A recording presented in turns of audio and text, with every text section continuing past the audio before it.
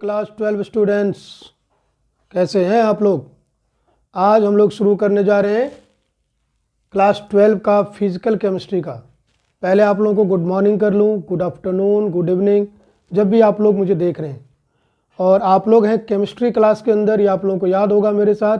और मैं ललित मिश्रा, आपका chemistry teacher, chemistry faculty, chemistry sir, जो भी कहें आप मुझे। तो हम लोग जो इसमें कर रहे हैं चैप्टर 3 फिजिकल केमिस्ट्री का पोर्शन, और उसमें चैप्टर का नाम है इलेक्ट्रोकेमिस्ट्री। और उसमें जो हम टॉपिक्स करेंगे आज, conductance of electrolytic solution and molar conductivity and it's variation. आपका कंडक्टेंस कैसी होती है इलेक्ट्रोलिटिक सॉल्यूशन में, और मोलर कंडक्टिविटी जो एक टर्म आता है इसमें, उसको हम समझेंगे और ये कैसे वेरी करेगा, इनको हमें पढ़ना है। और ये बहुत ही इंपॉर्टेंट टॉपिक है इलेक्ट्रोकेमिस्ट्री का, इसलिए बिल्कुल पेन पेपर लेकर बैठ जाएं और फिर मेरे साथ शुरू होएं और सीखें इसको। और पूरी तरह से ध्यान से सीखें, ध्यान से देखें मैं क्या बोल रहा हूँ, क्या समझा रहा हूँ आपको। तो यहाँ पर हम शुरू करने जा रहे हैं कंडक्टेंस।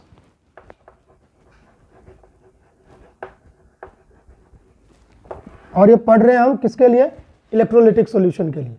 हमारे पास दो तरह की चीज़ों में हम कंडक्टेंस को पढ़ते हैं। एक तो हमारे पास होता है कंडक्टर्स, जो कि मेटालिक कंडक्टर्स कहलाता है जनरली। अब एक्चुअली क्या किया गया है, जितने भी सॉलिड्स हैं उनको 3 कैटेगरीज में डिवाइड किया गया है on the basis of their conductivity. वो कंडक्शन कर रहा है कि नहीं, उसमें कंडक्शन की प्रॉपर्टी है कि नहीं, तो उसके बेसिस पर 3 कैटेगरी में डिवाइड किया गया है। एक कंडक्टर, जिसमें से इलेक्ट्रिसिटी बिना किसी रुकावट के रेजिस्टेंस के ईजिली फ्लो हो सके, यानी रेजिस्टेंस तो हर एक जगह होता है लेकिन बहुत कम रेजिस्टेंस होगा, इसको ध्यान में रखेंगे। और दूसरा हमारा सेमीकंडक्टर, जिसमें रेजिस्टेंस कंडक्टर से थोड़ी ज़्यादा होती है और इलेक्ट्रिसिटी पूरी तरह से अच्छी तरह से उसमें फ्लो नहीं हो पाती है। और उसके बाद है इंसुलेटर्स, जो कि हमारा है जिसमें आपका ऐसा मटेरियल जो कंडक्टिविटी बिल्कुल नहीं करेगा, रेजिस्टेंस बहुत हाई होता है। तो ये हमने देखा मेटालिक कंडक्टिविटी। और मेटालिक कंडक्टिविटी बहुत सारे फैक्टर्स पर डिपेंड करेगा। एक तो रेजिस्टेंस हो गया, सबसे पहले उसमें हम लोगों ने पढ़ा हुआ था फिजिक्स में, 10th में ही पढ़ा होगा आप लोगों ने, कि नेचर ऑफ मटेरियल, यानी हमारा कौन सा मटेरियल है। यदि हमने मेटल लिया हुआ है तो उसकी कंडक्टिविटी बहुत हाई होगी, उसमें कंडक्शन बहुत अच्छी होगी, रेजिस्टेंस बहुत लो होगा, पढ़ा हुआ हमने। उसके बाद टेम्परेचर से क्या होता है, रेजिस्टेंस इंक्रीज हो जाती है, और रेजिस्टेंस बढ़ने की वजह से कंडक्टिविटी डिक्रीज हो जाएगी। तो टेम्परेचर भी कम होना चाहिए। तो पूरा मिलाकर ध्यान ये रखा जाता है किस तरह से हमारा रेजिस्टेंस वहाँ पर कम हो, उसको हम कहते हैं कंडक्शन होना इसमें। लेकिन हम जो यहाँ पर बात करने जा रहे हैं बिल्कुल नई सी बात है कि हम इलेक्ट्रोलिटिक सॉल्यूशन के अंदर किस तरह से कंडक्टिविटी को यहाँ पर स्टडी करने जा रहे हैं। क्योंकि यहाँ पर हमारा जो मटेरियल है वो कोई प्योर सब्सटेंस नहीं होकर बल्कि सॉल्यूशन है एक, एक्चुअली प्योर वाटर में। और यहाँ पर ध्यान रखना है कि हम एक्वस सॉल्यूशन ही ले सकते हैं। सॉल्यूशन एक्वस ही होना चाहिए, सॉल्वेंट वहाँ वाटर ही होना चाहिए। यदि वाटर के अलावा कोई दूसरा लिक्विड है तो उसमें कंडक्शन ऑलमोस्ट ठीक से नहीं हो पाएगी, उसकी स्टडी करना भी मुश्किल है। तो यहाँ पर हम क्या लेंगे, वाटर को लेंगे हम मेनली। तो एक्वस सॉल्यूशन किसी भी इलेक्ट्रोलाइट का कंडक्शन कर सकता है, लेकिन प्योर वाटर हम जानते हैं कि कंडक्शन नहीं करता, जैसे डिस्टिल्ड वाटर कंडक्शन ऑलमोस्ट नहीं करता है, रेजिस्टेंस काफ़ी हाई होती है। क्योंकि उसमें एक तो आयंस का जो नंबर है, यानी आयंस का जो कॉन्सेंट्रेशन है वो बहुत कम होता है, 10⁻⁷ मोलर होता है H+B एंड OH-B। तो बताइए इतने कम कॉन्सेंट्रेशन में किस तरह से कंडक्टिविटी हो पाएगी, तो इसलिए भी कंडक्टिविटी नहीं होती है। दूसरी बात, वाटर एक्चुअली ठीक से आयनाइज ही नहीं हो पाता है, तो आयनाइज नहीं होगा तो कंडक्शन कैसे होगा। तो इसलिए, लेकिन जब उसमें हम कोई इलेक्ट्रोलाइट डालते हैं, चाहे वीक इलेक्ट्रोलाइट हो चाहे स्ट्रॉन्ग इलेक्ट्रोलाइट हो, दोनों का क्या फ़र्क पड़ेगा हम आगे स्टडी करेंगे, तो कंडक्शन इंक्रीज हो जाता है। और वाटर भी वहाँ पर आयन में ब्रेक डाउन हो जाता है। वाटर की बहुत बड़ी खासियत है कि जब उसमें हम कोई भी इलेक्ट्रोलाइट डालते हैं तो वो भी आयन में ब्रेक डाउन हो जाता है। जैसे आप स्टूडेंट की बहुत बड़ी खासियत है, कोई आपको डिस्टर्ब करने आता है, आराम से डिस्टर्ब हो जाते हैं और पढ़ने के अलावा सब कुछ करते हैं। तो वही बात यहाँ पर है कि उसमें जैसे ही कोई भी कुछ डाला जाता है तो कंडक्शन वो शुरू कर देता है, आयंस का नंबर वहाँ पर बढ़ जाता है, वाटर खुद भी आयंस अच्छे अमाउंट में दे देता है। इसको हम ध्यान में रखेंगे, तो इसलिए उसमें कंडक्शन होता है। अब देखिए, तो पहले हम इसमें कंडक्शन को अच्छी तरह समझने के लिए हम जरा यहाँ पर कुछ टर्म्स को यहाँ पर सीख लें। एक तो हमारा, मैं यहाँ बार बार मेंशन कर रहा हूँ, इलेक्ट्रोलाइट। इलेक्ट्रोलाइट क्या चीज़ है? ऐसा सब्सटेंस जो वाटर में डिसॉल्व करने पर क्या दे, हमें आयंस देता है, आयंस फर्निश करता है, हमें आयंस प्रोवाइड करता है। जैसे NaCl हमारा इलेक्ट्रोलाइट हुआ, Na plus and Cl minus देगा वाटर में डिसॉल्व करने पर। एसिटिक एसिड हमारा इलेक्ट्रोलाइट हुआ, वो acetate ion and H plus देगा। तो यहाँ पर हम डिस्कस कर रहे हैं, एसिटिक एसिड भी हमारा एक क्या है, इलेक्ट्रोलाइट है, क्योंकि हमें क्या देगा एक्वस सॉल्यूशन में, acetate ion and H plus दे देता है। NaCl का डिस्कशन किया, ये भी इलेक्ट्रोलाइट हुआ, ये Na plus and Cl minus देगा। अब हमारा NaCl जो है, इसको कहा जाता है बच्चों स्ट्रॉन्ग इलेक्ट्रोलाइट, क्योंकि इसका आप जो भी अमाउंट लेंगे वो पूरा पूरा डिसोसिएट हो जाएगा। यदि हम 1 मोलर लेते हैं तो पूरा पूरा 1 मोलर डिसोसिएट हो जाएगा, यानी डिसॉल्व हो जाएगा। डिसोसिएट मीनिंग यहाँ पर डिसॉल्व हम मानकर चलेंगे, जिससे हमें अच्छी तरह समझ आएगा। और उसका यदि हम 2 मोलर 3 मोलर वगैरह ले लें तो वो भी डिसॉल्व हो जाएगा। लेकिन एसिटिक एसिड जो हमारा है, ये हमारा वीक इलेक्ट्रोलाइट कहलाता है, क्योंकि इसका ज़्यादातर पार्ट जो है अनडिसॉल्व स्टेट में रह जाता है, नीचे सेटल डाउन कर जाता है। तो हम यहाँ पर क्या देख रहे हैं, वीक इलेक्ट्रोलाइट जो होता है वो क्या करता है, पार्शली डिसोसिएट होता है, इसका बहुत सारा पार्ट अनडिसोसिएटेड यानी अनडिसॉल्व रह जाता है। अब इसके बाद हम क्या टर्म पढ़ेंगे, एक कंडक्टेंस। अभी हमने पीछे टर्म पढ़ा है रेजिस्टेंस। रेजिस्टेंस क्या होता है, जो इलेक्ट्रिसिटी को फ्लो होने देने में रोकना चाहता है, यानी वहाँ पर स्टॉपिंग ऑफर करता है, वहाँ पर उसको रोकता है, उसको कहते हैं रेजिस्टेंस। तो रेजिस्टेंस जितनी कम होगी हमारी, वहाँ पर कंडक्शन उतनी ही ज़्यादा होगी। तो कंडक्टेंस को हम यहाँ पर G से दिखाते हैं और इसको माना गया है रेसिप्रोकल ऑफ रेजिस्टेंस, और इसलिए इसका SI यूनिट भी क्या माना गया है, ओम इनवर्स। और ओम इनवर्स को हम मो भी लिख सकते हैं बच्चों, यानी ओम इनवर्स हम क्या लिख सकते हैं, इसको उल्टा मो लिख सकते हैं, क्योंकि रेजिस्टेंस का जो यूनिट है वो क्या है, ओम है। इस बात को ध्यान में रखेंगे। ये सबसे पहले इसका मेंशन ओम ने किया था अपने ओम्स लॉ में, इसलिए उनके ऑनर में उनके ऑनर में इसको हम क्या कहते हैं, ओम कहते हैं इसके यूनिट को। थर्ड हमारा क्या आएगा बच्चों, कंडक्टिविटी, यानी बहुत इंपॉर्टेंट टर्म है ये भी, और इसको हम कप्पा से शो करते हैं। कप्पा आप लोग अपने हिसाब से बना सकते हैं, मैं अपना इस तरह से बनाता हूँ। और कापा हमारा क्या हो जाएगा, जिस तरह से कंडक्टेंस रेसिप्रोकल है रेजिस्टेंस का, उसी तरह से कापा हमारा रेसिप्रोकल होगा रेसिस्टिविटी का। और आप लोगों को पता होगा रेसिस्टिविटी को हम क्या कहते हैं, इसको क्या कहते हैं, रो को रेजिस्टिविटी कहते हैं, और उसको रो पढ़ते हैं। और स्पेसिफिक रेजिस्टेंस भी कहा जाता है, स्पेसिफिक रेजिस्टेंस भी कहा जाता है। उसी तरह से हम कापा को कंडक्टिविटी और स्पेसिफिक कंडक्टेंस भी कह सकते हैं। लेकिन एज पर IUPAC आजकल स्पेसिफिक वाला टर्म दोनों में ही यूज नहीं होता है, ओनली इसको रेजिस्टिविटी और इसको ओनली हम कंडक्टिविटी कहेंगे। ये हो गया हमारा कंडक्टिविटी का केस। अब हम अगला देखते हैं।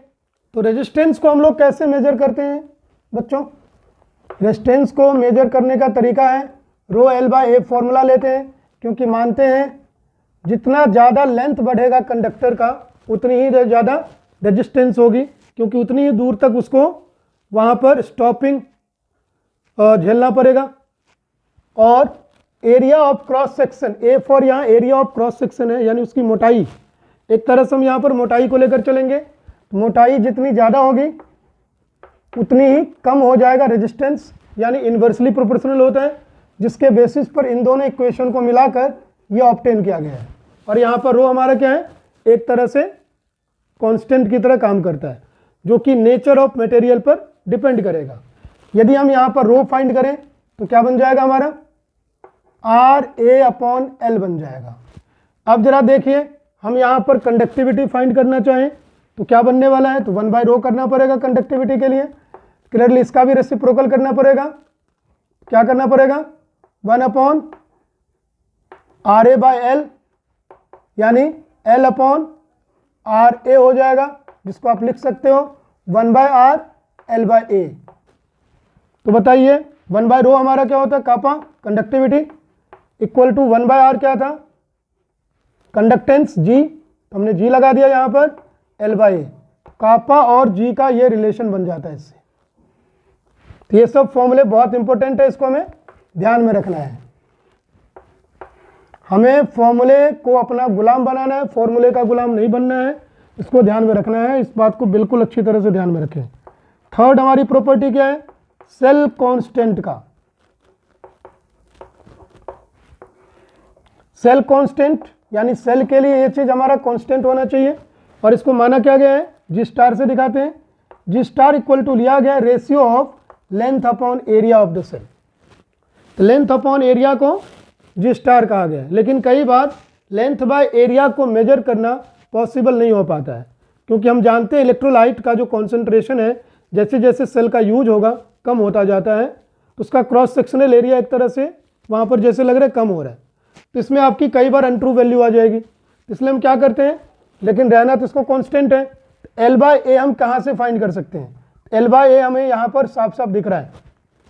L/A इक्वल टू क्या हो जाएगा, यदि हम यहाँ से L/A निकाल लें तो कापा इंटू R हो जाएगा।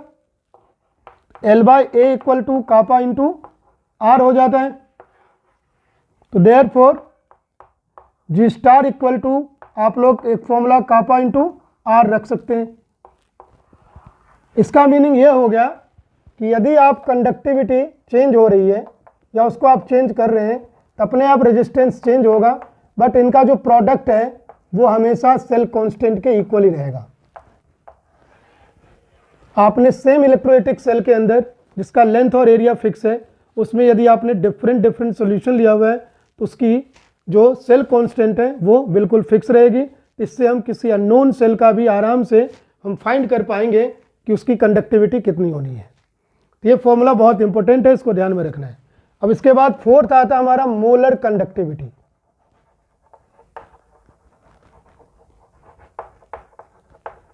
मोलर कंडक्टिविटी को हम लोग लैम्डा एम से दिखाते हैं, और लैम्डा एम जैसा कि नाम है molar conductivity, conductivity bye concentration यानी मोलारिटी होगा। और जनरली जरा हम यहाँ पर कुछ यूनिट्स को देख लें। कंडक्टिविटी का यूनिट्स क्या होना चाहिए, कंडक्टिविटी का यूनिट होता है मो सेंटीमीटर, वैसे मीटर इनवर्स होता है, लेकिन हम इसको जनरली सेंटीमीटर इनवर्स लेते हैं, और मो को हम सीमेन भी कह सकते हैं। तो सीमेन सेंटीमीटर इनवर्स जनरली हम सेंटीमीटर में लेंगे, क्योंकि यहाँ पर लेंथ और एरिया जो है सेल का मीटर में डिफरेंस नहीं होता है, उनके इलेक्ट्रोड के बीच का डिस्टेंस कभी भी मीटर में नहीं लिया जाता है। इसलिए हम क्या करते हैं, उसको सेंटीमीटर में यानी स्मॉलर डिस्टेंस की यूनिट में दिखाते हैं, जो कि हमारा सेंटीमीटर है।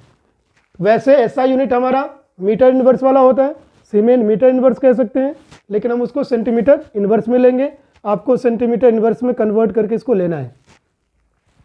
और सी का क्लियरली सेंटीमीटर के बेसिस पर देखा जाए तो हमें क्या लेना पड़ेगा, सेंटीमीटर क्यूब हमारा क्या होता है ml, यहाँ पर ml के बेसिस पर लेना पड़ेगा हमें कॉन्सेंट्रेशन, और जबकि इसका एक्चुअल कॉन्सेंट्रेशन का क्या होता है unit, mole litre inverse. Litre को हमें ml में कन्वर्ट करना पड़ेगा, इसको ध्यान में रखना है। तो यदि इसको ml में कन्वर्ट करना पड़ेगा तो क्या करना है हमें, तो देखिए जरा आगे हम क्या करेंगे। अब तो यदि हम मोलर कंडक्टिविटी लैम्डा एम का फॉर्मूला बनाएं तो हमें कापा बाय सी तो रखना ही है, इनटू में 1000 कर लेना है, जिससे हमारा जो ये लीटर है ये ml में कन्वर्ट हो जाएगा। और यहाँ पर लैम्डा m का जो ऐसा यूनिट है वो आ जाएगा सीमेन सेंटीमीटर स्क्वायर मोल इनवर्स। यदि हम इन सारे यूनिट को यहाँ पर रख दें, क्योंकि हमें इसको किस में लेना है, मोल सेंटीमीटर इनवर्स क्यूब में लेना है, तो सारे यूनिट को हम यहाँ पर रख दें इनमें, तो मोलर कंडक्टिविटी की यूनिट ये निकल आएगी। तो मोलर कंडक्टिविटी की ये यूनिट होगी। तो हम लोग यहाँ पर करने जा रहे हैं factors affecting electrolytic conductivity. Electrolytic conductivity को कौन कौन से फैक्टर अफेक्ट करेगा, और हम लोग मेटालिक कंडक्टर को कौन कौन सा फैक्टर अफेक्ट करेगा उसको हम लोग पढ़ चुके हैं। तो देखिए यहाँ पर सबसे पहले हमारा है नेचर ऑफ इलेक्ट्रोलाइट।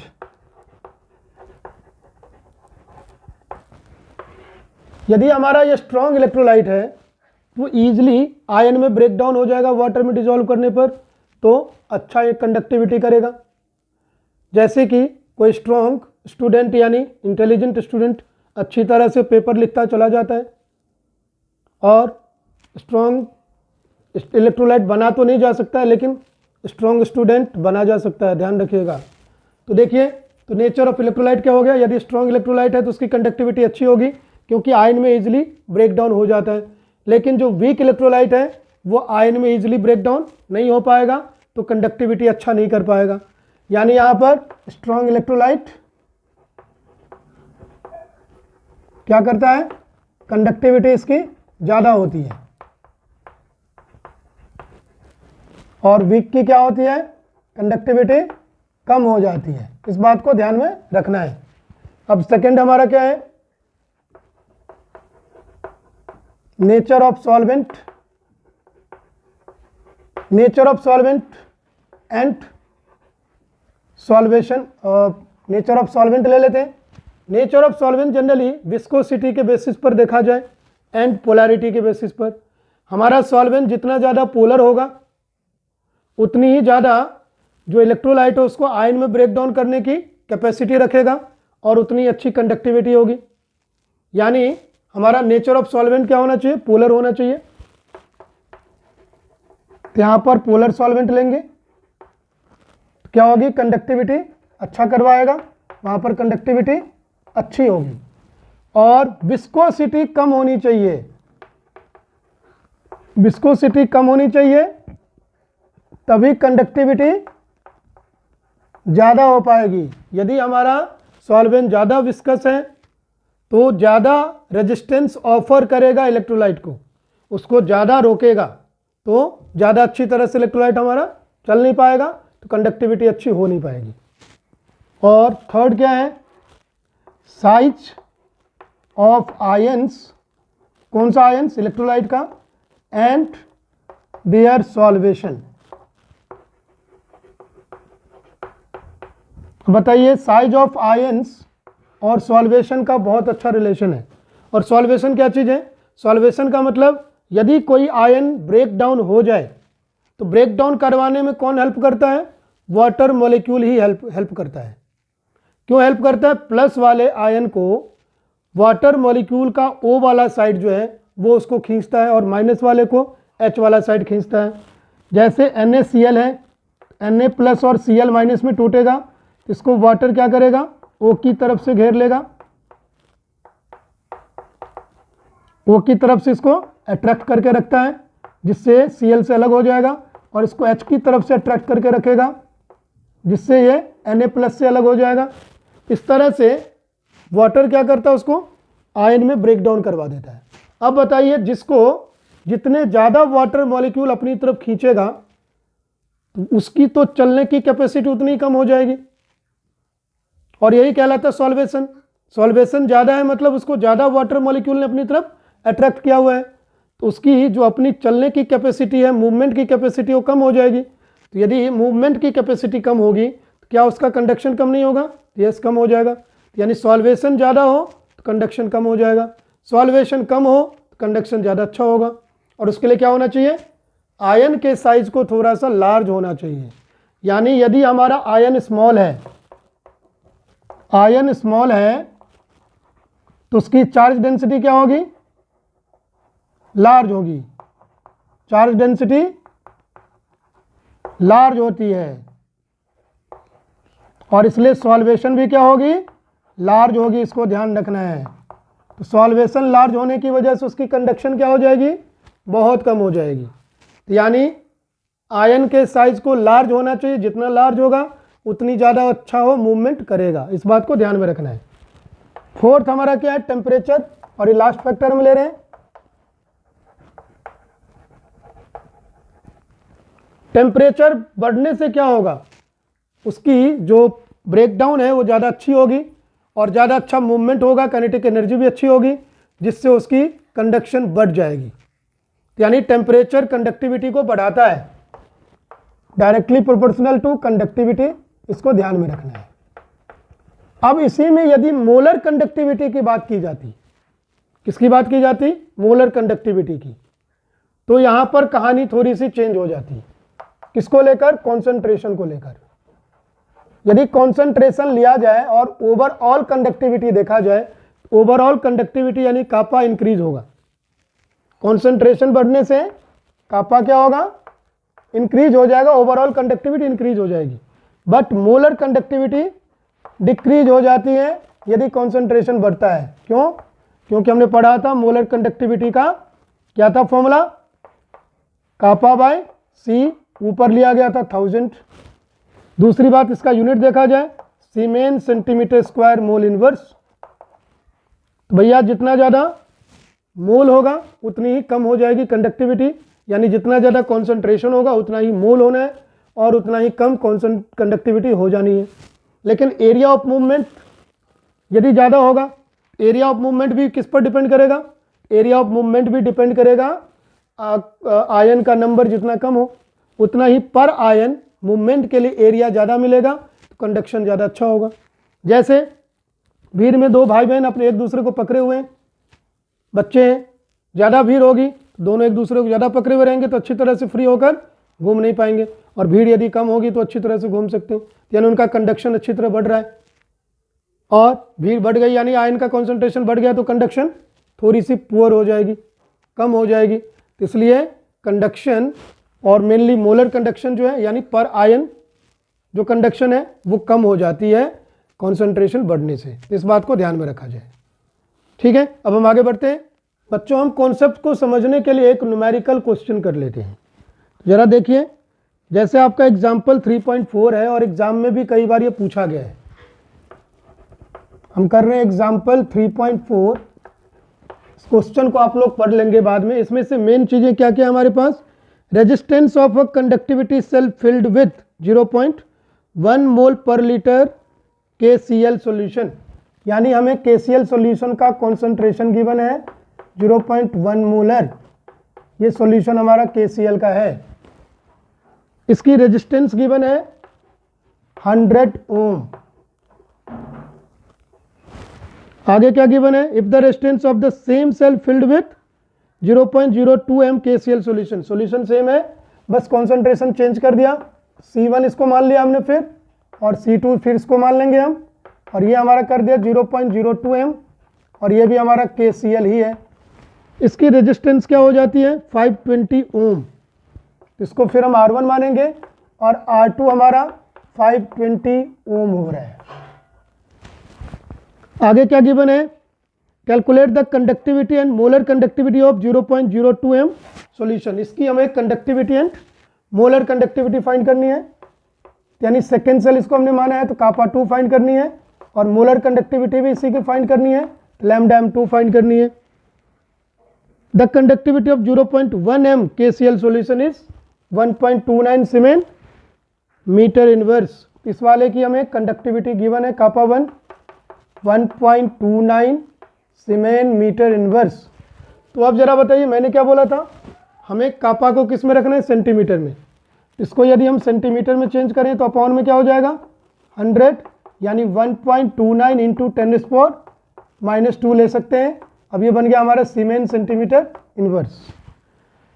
तो यदि हमें कापा 1 से कापा 2 फाइंड करना है तो इसका रिलेशन, क्योंकि R भी गिवन है, तो सेल कांस्टेंट के साथ है।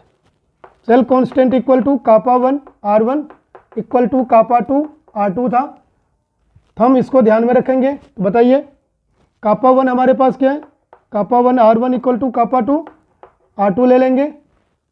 कापा 1 हमारे पास है 1.29 इंटू 10⁻² इंटू R1 हमारे पास है 100 इक्वल टू कापा 2 R2, कापा 2 हमें फाइंड करना है और R2 है 520।